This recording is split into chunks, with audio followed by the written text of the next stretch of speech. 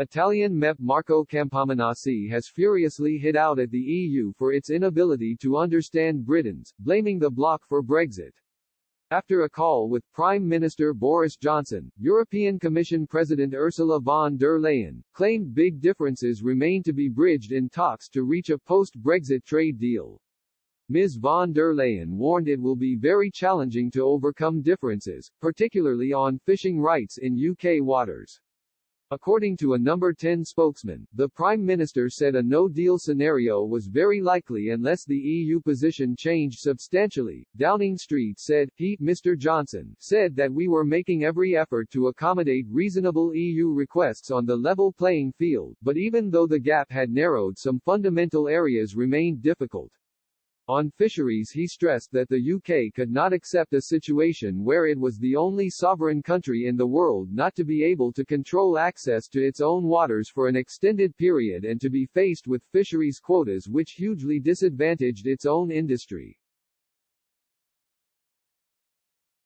The EU's position in this area was simply not reasonable, and if there was to be an agreement it needed to shift significantly.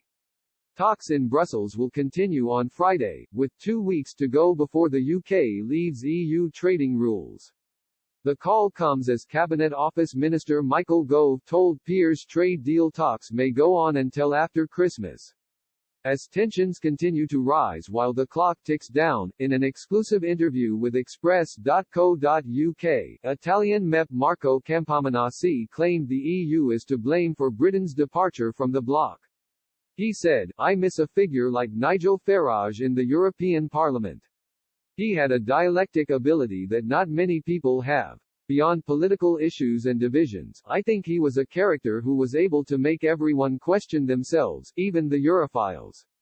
Mr. Campominassi added, unfortunately, Brussels did not manage to grasp the teachings that came from the things Farage denounced. Brexit happened mainly due to the inability of Brussels to meet the concerns of its citizens. The EU has always defended the status quo and has never been able to go back on its decisions.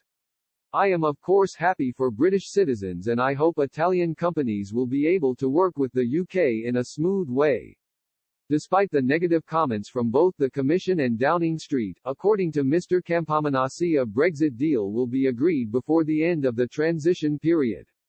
He said, it is clear that Paris is the one slowing down the talks right now.